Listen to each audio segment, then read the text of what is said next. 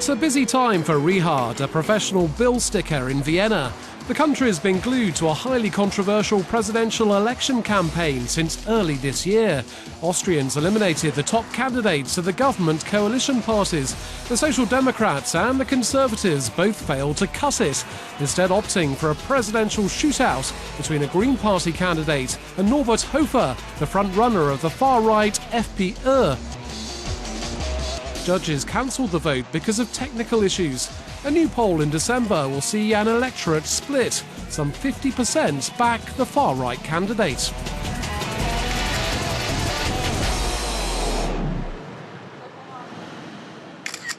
All of Austria is covered with posters of Hofer. So how has the FPÖ become so popular? I'm here to find out.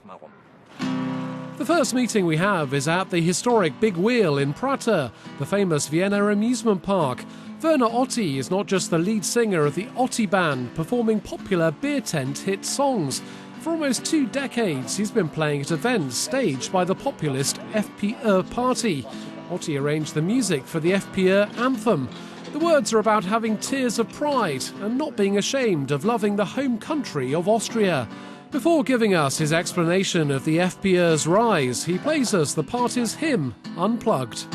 Seht dieses Lied, hab ich Tränen in mein Gesicht. Es sang Tränen voller Stolz und ich schäm mich ihrer nicht. Und so geht's dann weiter. The refugee question is one of the most important reasons for the success of the FPÖ. Because, well, when I think about my mother, she brought up 15 children. Now she just gets a minimum pension of 450 euros. But at the same time, migrants arrive in the country who have never paid into our social welfare system. I don't speak against asylum seekers in need for protection, being on the run, their life threatened. Of course, we should help. That's our duty. But Austrians living beyond the breadline do not understand. We were never confronted with such problems. We always thought we were living on the Isle of the Blessed. Last year, some 10,000 refugees crossed into Austria each day. This changed the political landscape. And the anti-migrant line of the FPÖ is copied by mainstream coalition parties. We meet the chief editor of Der Standard, a leading Austrian newspaper. So who are the FPÖ's voters and what's behind the strong support for the party? The FPÖ is mostly supported by young men. That's a phenomenon we're observing. Elderly people too, those who are afraid. That is one of the main motivations, being afraid of going to rack and ruin. This fear often concerns people with little or low education. Those people being afraid of changes, afraid of globalization, afraid of refugees, afraid of migrants moving into our country. They are afraid that their chances are minimized. Werner Otti and his brothers are turning up the heat with a crowd of FPÖ supporters. 22-year-old Gudrun and Marlene, who's 18, are members of the FPÖ's youth branch. They've got involved in grassroots activities, such as going door-to-door in difficult and deprived neighbourhoods, spreading and sharing their Europhobic views. I see the EU as more of a dictatorship than it should be.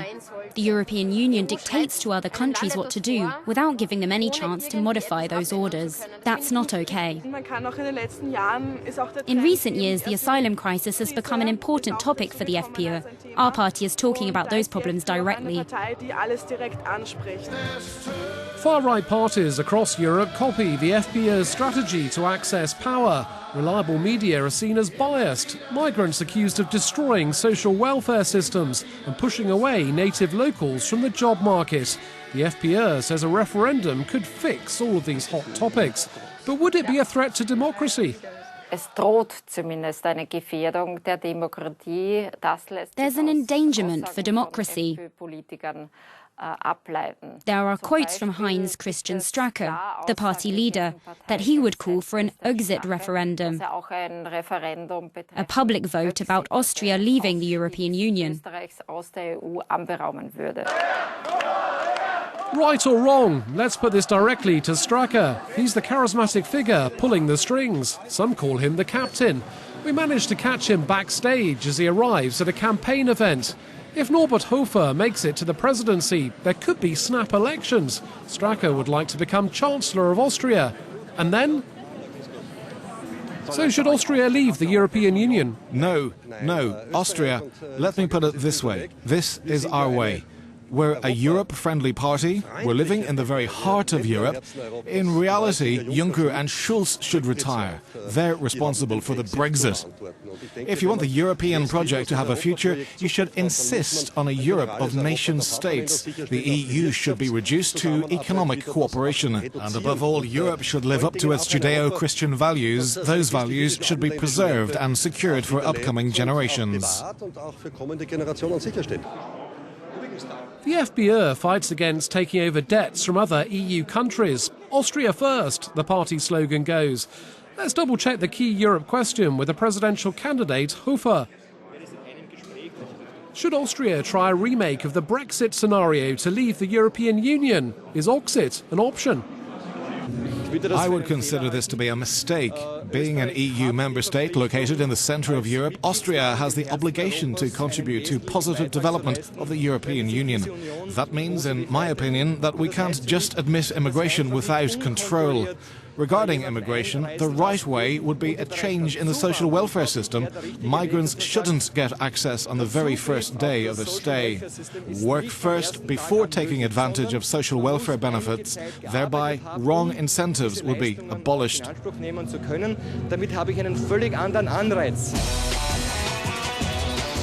Green candidate got 50.3% of votes in the invalidated ballot, Hofer 49.7%.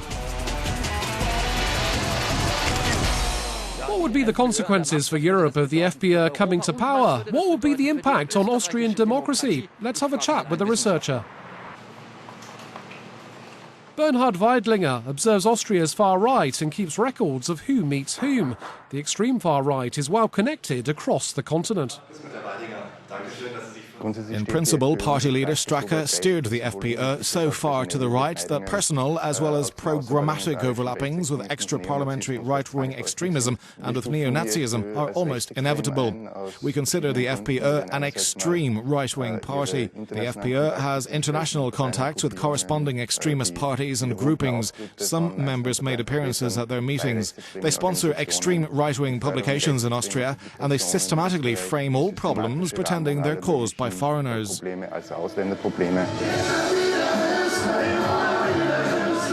So, will Hofer make it? Having a far-right president would be a first in Europe since World War II. It's now down to Austrians to decide in December.